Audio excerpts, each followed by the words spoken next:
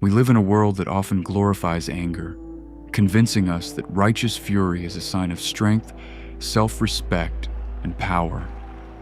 We convince ourselves that being furious when someone wrongs us, betrays our trust, or walks away from our lives is a valid defense mechanism. We boil with resentment, secretly believing that our anger somehow punishes the people who have hurt us, as if our internal suffering will magically translate into their regret. But Stoicism reveals a harsh, liberating truth. Your anger is nothing but a relentless energy vampire. It does not make you strong, it makes you incredibly weak and vulnerable. It is not a weapon against those who have disappointed you. It is a toxic poison you drink yourself, silently hoping the other person suffers. While the people who wronged you continue living their lives, completely unaffected by your rage, you remain paralyzed. You are burning your most valuable and non-renewable resource, your cognitive bandwidth, on a destructive fire that only consumes you from the inside out. The moment you allow anger to take root, you have already lost the ultimate battle. You have voluntarily handed the remote control of your mind over to an external event, allowing the unpredictable actions of another person to dictate your emotional reality. You might feel justified in your outrage because someone broke a promise, disrespected your boundaries, or acted with pure selfishness, and your default reaction is an explosive display of resentment. But Seneca, the great Stoic philosopher, described anger as a temporary madness. It completely overrides your logic, replacing clear judgment with blind emotion, and turning a rational human being into a reactive, suffering animal. Cold rationality is your only true advantage in a chaotic world. When you strip away the dramatic emotional narrative, you realize that the unfairness of others is merely an objective fact of nature, like a sudden storm. By remaining calm and indifferent, you protect the walls of your inner citadel. Anger keeps you desperately chained to the past and the people who hurt you. Cold rationality cuts the cord, allowing you to reclaim your stolen energy and use it exclusively to build your own unbreakable future. To truly understand the weakness of anger, you must look at what it does to your physical body. Anger is not just an emotion, it is a violent physiological hijacking. The moment you perceive an insult or an injustice, your brain's amygdala triggers a primitive fight-or-flight response. Your heart rate spikes, your blood pressure surges, and your system is flooded with cortisol and adrenaline. In this state, your prefrontal cortex, the exact part of your brain responsible for logic, reason, and long-term planning, literally shuts down. You become biologically incapable of making intelligent decisions. The Stoics understood this mind-body connection thousands of years before modern neuroscience.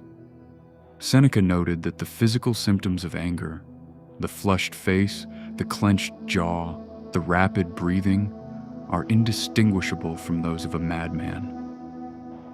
When you let anger take over, you are allowing someone else's words or actions to chemically alter your bloodstream and control your nervous system. You are giving up your physical autonomy. You might feel powerful because of the sudden adrenaline rush, but this is a biological illusion. Real power is the ability to maintain a slow, steady heartbeat while everyone around you is losing their minds. Real power is keeping your nervous system perfectly regulated in the face of absolute chaos. So, how do you defeat this biological trap? You must start implementing strict physiological countermeasures, a practice known as the Stoic Pause. The next time you feel the heat of anger rising in your chest, do not suppress it, but absolutely do not act on it either. Instead, immediately shift your entire focus to your physical body. Notice the tension in your shoulders and intentionally drop them.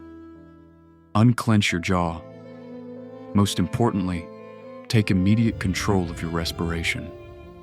When you are angry, Your breathing becomes shallow and erratic, which feeds the panic signals to your brain.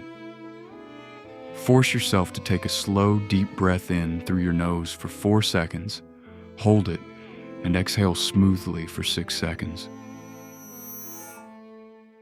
This specific breathing pattern physically stimulates the vagus nerve, which acts as a biological brake pedal for your nervous system. It forcefully lowers your heart rate and brings your logical brain back online. Marcus Aurelius trained himself to create a gap between a stimulus and his response. In that gap lies your ultimate freedom. By physically mastering your breath and your posture, you starve the anger of the oxygen it needs to burn. You transform yourself from a reactionary victim into a cold, observing master of your own biology. The root of your anger is rarely what other people do. It is your own flawed expectation of what they should do. You expect the world to be fair, you expect people to be loyal, and you expect your efforts to be recognized. When reality inevitably shatters these fragile, entirely fabricated expectations, your cognitive dissonance erupts into rage. But the Stoic Emperor Marcus Aurelius prepared himself every morning for the exact opposite.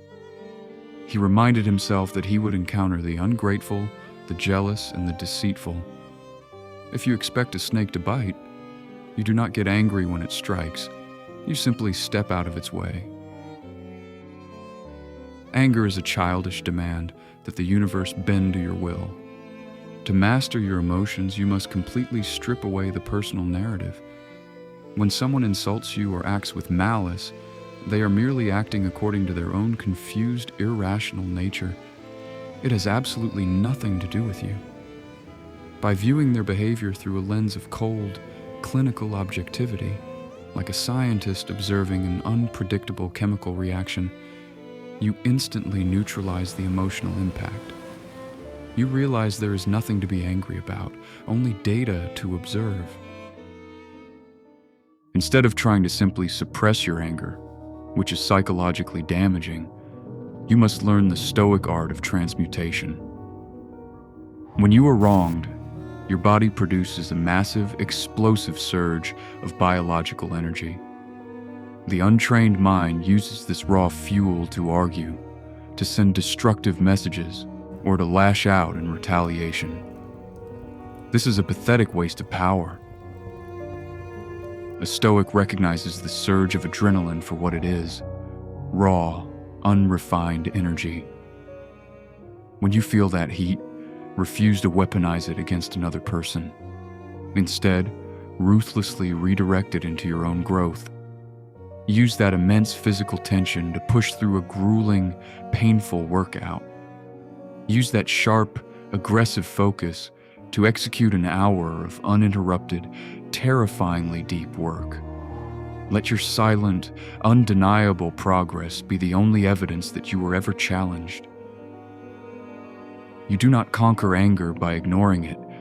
You conquer it by forcing it to build your empire instead of burning it down. Even if you manage to control your outward explosion of anger, you might still fall into the insidious trap of complaining. You sit with your friends or colleagues and endlessly replay the story of how you were wronged. Psychology refers to this as rumination, and it is disastrous for your mental fortitude. Every time you complain, you are forcing your brain to relive the betrayal, flooding your nervous system with cortisol all over again. You are literally re-traumatizing yourself for the sake of cheap sympathy. Marcus Aurelius warned against this strictly. Do not be overheard complaining, not even to yourself. Complaining is the language of a victim. It implicitly signals that you are powerless and that the world owes you an apology.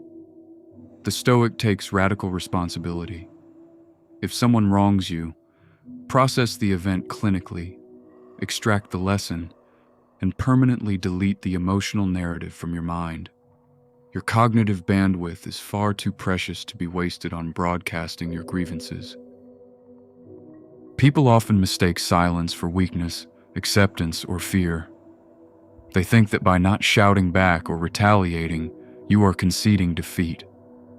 But true Stoic silence is a position of absolute, unyielding power.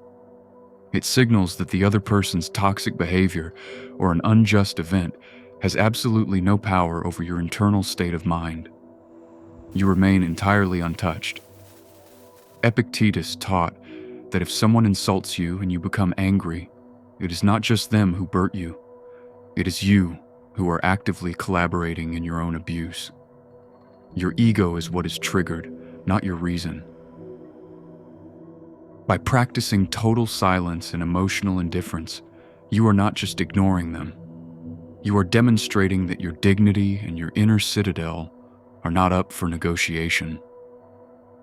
It is far better to be thought weak while you are building your empire in silence than to appear strong while you are bleeding energy through useless confrontation.